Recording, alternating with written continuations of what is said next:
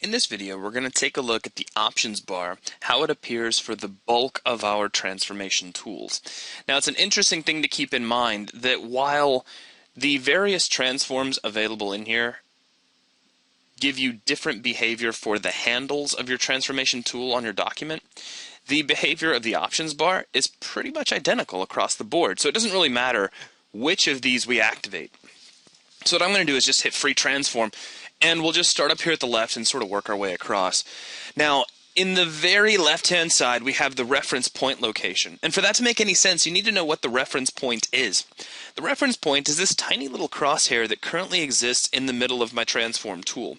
Now, if you take a look at my layer right now, layer 1, it's surrounded by these little handles. These tell you that we are currently transforming, and I can drag these handles and I can do all kinds of things to reshape my layer. However, this reference point is kind of important. If I drag it, say, up here to the corner, and I was to Alt-drag one of the corners of my actual transform tool, notice how we're scaling toward and away from that reference point.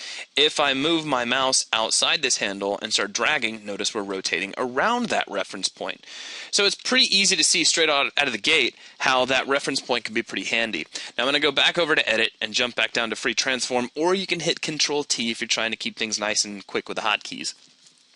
So what this little area does is it allows you to move that reference point to a specific location relative to the object. You can click on the little tiny box at the center and move it to the center. So if I click and drag right on the reference point and I move it back out into space again, if I click on that tiny little square in the center there, we jump it right back down to the center. Or I can move it to any one of the corners or edges based on which one of these boxes I click. Extremely straightforward. Next, we have the ability to move our object around using numerical inputs. We can also click on X and Y and we can slide our object around. So if we want to move the object in X, we can just click and drag on X, as you see here. And we can do the same thing in Y. Now the numbers you see are the actual pixel locations of that reference point, because that's kind of where all transforms are going to be based from. If you're a 3D person, and I'm not going to assume that any of you are, but if you happen to be, you can think of this like a pivot point for an object. Now this little tiny triangle here allows you to switch over to relative mode.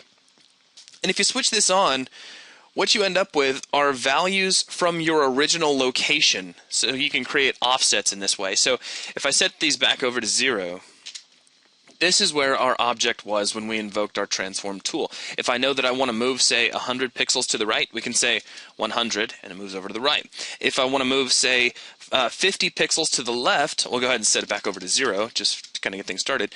I would instead say negative 50, because you got to think, you're moving in the negative x-axis, which is to the left. Internally, the axes on your document run from left to right and from bottom to top. So, positive Y will move your object up, negative Y will move it down. Very straightforward.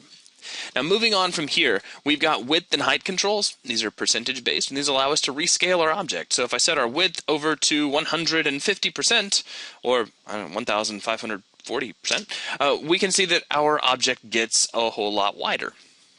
Now, if we want to, we can constrain these two proportions together to maintain our aspect ratio. So if I set this back over to 100 and I click on our little chain here, anything that I do to 1, if I set this over to 150, the other one goes to 150 as well. And because our object is a perfect square, it will stay a perfect square because that has a 1-to-1 ratio. If we had a different type of shape, like a rectangle shape, it would maintain that aspect ratio. So if it was like a 1-to-6 ratio, it would still be a 1-to-6 ratio when we were done. Now next to this we have our rotation, and we can set an actual rotation number just by punching it in. So if we want to rotate this, say 15 degrees, we can type in 15, like so. Or we can click and drag on the little tiny angle here and have very, very precise control over how far we rotate, which is extremely handy. Next, we've got some skew controls. So if we skew in H, you see how we're skewing. We're basically turning the object into kind of a parallelogram. And let me go ahead and set that back over to 0, and let me set my rotation back to 0 to make that a little easier to see. We can also scale vertically, so it's horizontal and vertical skewing. If I said scale just then, I didn't mean to, I meant skewing. And again, it's just kind of making a parallelogram shape. Very, very easy.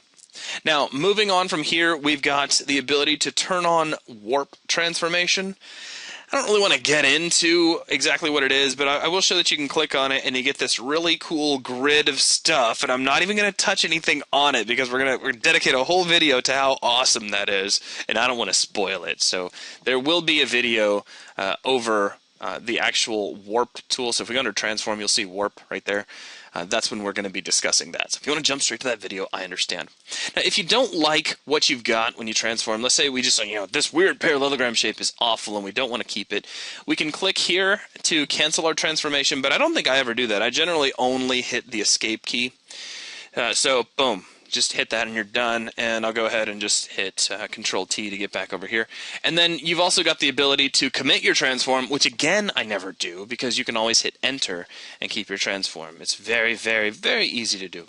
So that is a rundown of the options bar for the bulk of our transform tools. There are some exceptions.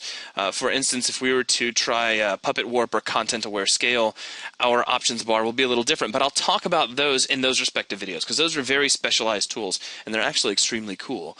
So we'll get to those here in a little bit. However, that will wrap things up for this video. Thanks for watching.